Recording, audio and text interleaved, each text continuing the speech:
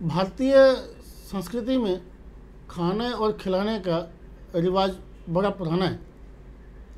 इसके लिए एक खास किस्म की व्यवस्था भी की जाती है और घर में जो इसकी व्यवस्था की जाती है उसे कहा जाता है डाइनिंग रूम।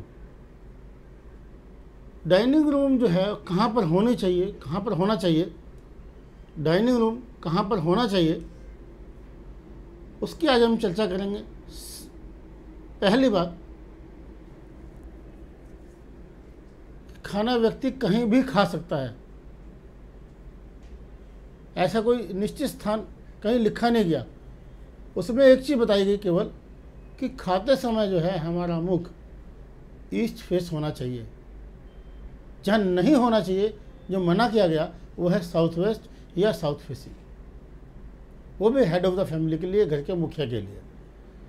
तो dining room north east, north east या किचन के बिल्कुल साथ साउथ ईस्ट के ईस्टर्न पार्ट में, यानी किचन के बिल्कुल साथ ईस्टर्न पार्ट में, ईस्ट वाले हिस्से में, पूर्वी हिस्से में हो सकता है।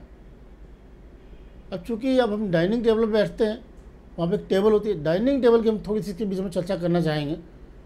डाइनिंग टेबल या तो चौकोर होना चाहिए यानी वर्गाकार, या रेक्टेंगल होना चाहिए यानी आयताकार,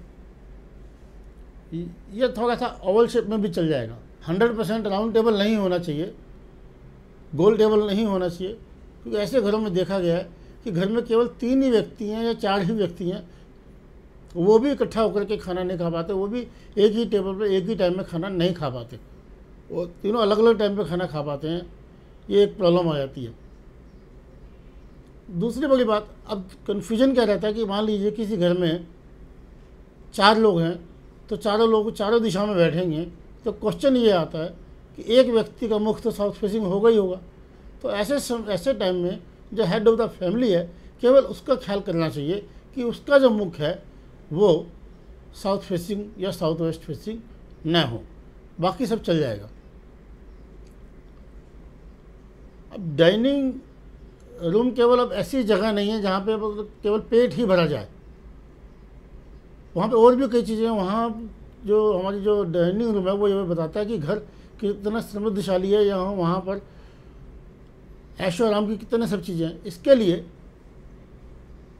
जो डाइनिंग टेबल है उसके ऊपर आप फ्रूट का एक टोकरी या एक बाउल ये रख सकते हैं, ये नहीं भी रख सकते परमानेंट, तो उसमें आर्टिफिशियल भी रख सकते हैं, आर्टिफिशियल जो फल आते हैं वह भी रख सकते हैं।